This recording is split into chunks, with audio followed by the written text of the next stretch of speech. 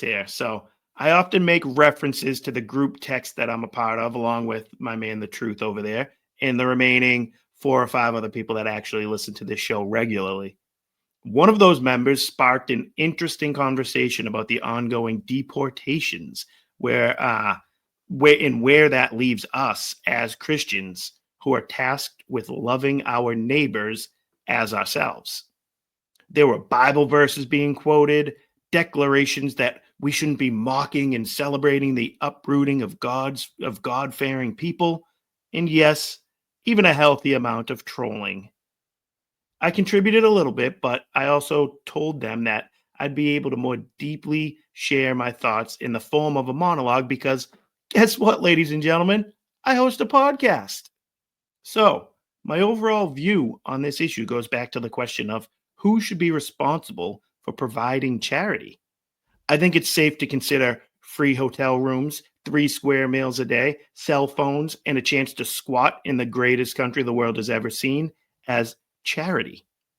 So, since the Democrats have treated illegal immigration as a form of charity for as long as I've been alive, I figured it was worth approaching the issue by examining the way charity worked before FDR and LBJ vastly expanded the size and scope of the federal government.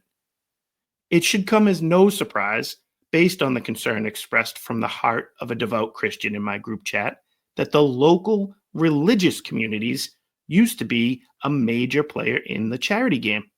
Frankly, they still are.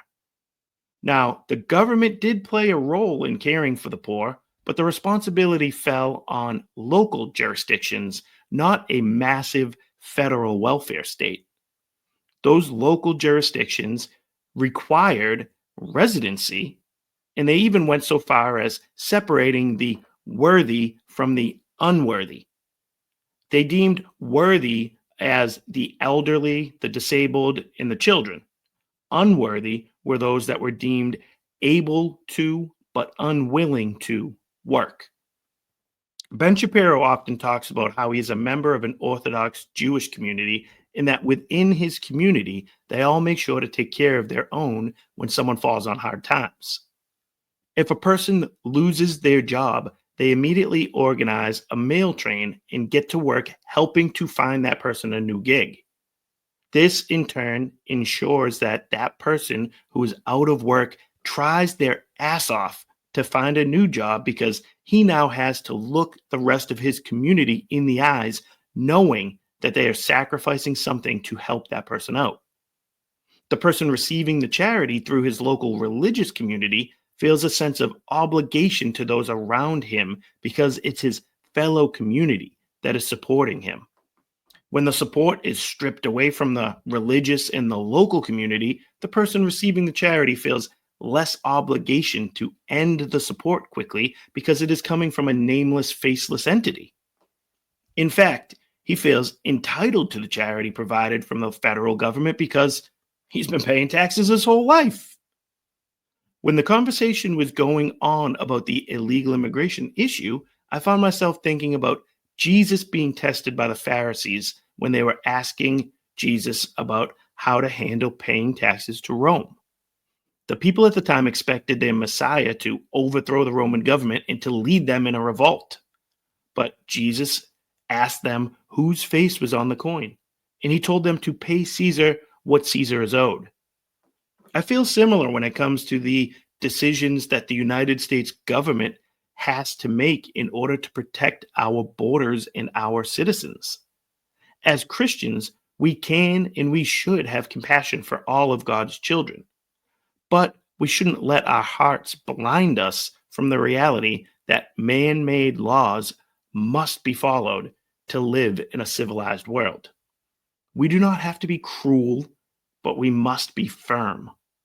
Frankly, it frustrates me at times when Christians and religious communities more broadly shy away from defending the rule of law or their moral teachings because they feel as if the world expects them to be accepting of everyone and everything at all times. The secular world tries to throw it in our faces that as Christians, we shouldn't turn our backs on anyone. And in a way, that's true. But I feel as if it's manipulated against us more often than not. This particular conversation had me thinking of those He Gets Us commercials, where they paint Jesus as this hippie character that requires nothing from those that love him. Those commercials and those who feel morally torn about the deporting of illegal immigrants should remember that Jesus calls us to hate the sin but love the sinner. It is a sin to break into someone else's house and to knowingly stay there. If you've done that by entering this country illegally, I do not care why you made that decision, but you need to leave. And I will not feel guilty for expressing that opinion just because I'm a devout Catholic. I love all of God's people and will pray for their safety, but I do not have sympathy for those who choose to sin. And with that being said, I do believe it's time to welcome in our good friend, Mr. Ric Flair, because it is showtime, baby! Woo!